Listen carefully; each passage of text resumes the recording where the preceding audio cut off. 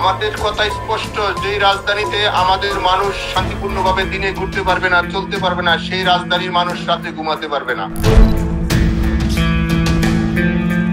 ছাত্র জনতার আন্দোলনের তোপে দেশ ছেড়ে পালিয়ে ভারতে আশ্রয় নেন স্বৈরাচার শেখ হাসিনা। তারপর থেকেই দলটির অনেক নেতাকর্মী রয়েছেন পলাতক। বিদেশ থেকেই বিভিন্ন দলীয় কার্যক্রম পরিচালনা করে যাচ্ছে আওয়ামী লীগ। বিতাড়িত হয়ে বিদেশে বসে দেশকে অস্থিতিশীল করার জন্য গোপনে নীল নকশা আঁকছেন আওয়ামী লীগের নেতারা। এর ফলে মাঝে মধ্যেই সামনে আসতে থাকে শেখ হাসিনা সহ দলটির একাধিক নেতার ফোন আলাপ। এবার সামাজিক যোগাযোগ মাধ্যম ফেসবুকে ভাইরাল হয়েছে গাজীপুরের সাবেক মেয়র জাহাঙ্গীর আলমের একটি ফোন কল। যে কোনোভাবে সব জায়গায় আমাদের ডাকা, আমাদের সব টিম রেডি আছে। আমাদের 70 থেকে 80% আমাদের টিম যারা আছে সবাই আছে। আমরা যেন আর না মারা যাই, আমাদের ঐতিহ্য, আমাদের ইতিহাসে যেন আর থুতু না পড়ে। ভাইরাল হওয়া ফোন কলে শোনা যায় এই স্বৈরাচারের দোসর জাহাঙ্গীর বলছে যে রাজধানীতে তারা দিনে থাকতে পারবে না, সেই রাজধানীতে রাতে মানুষ ঘুমাতে পারবে না।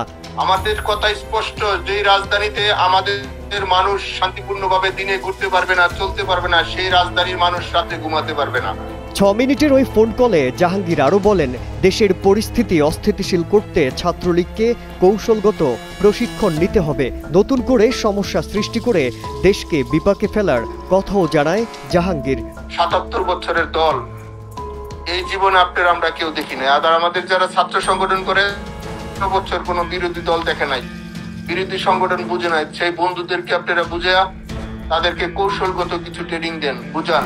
গেল 16 বছরে আওয়ামী দুঃশাসনে গাজীপুরের সাধারণ মানুষকে জিম্মি করে রেখেছিল এই জাহাঙ্গীর। গড়ে তুলেছে কালো টাকার পাহাড়। এবার নতুন করে শুরু করেছে নীল নকশা।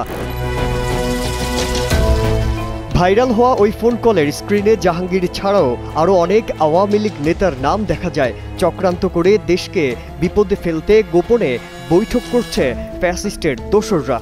তো আমাদের কাজটা আমরা চালিয়ে যাচ্ছি, আপনারা একটা রেজাল্ট পাবেন। সেই হিসেবে আমরা মনে করি যদি বেঁচে থাকি সবার সাথে দেখা হবে, আর মৃত্যু হলে বেহেশতে দেখা হবে।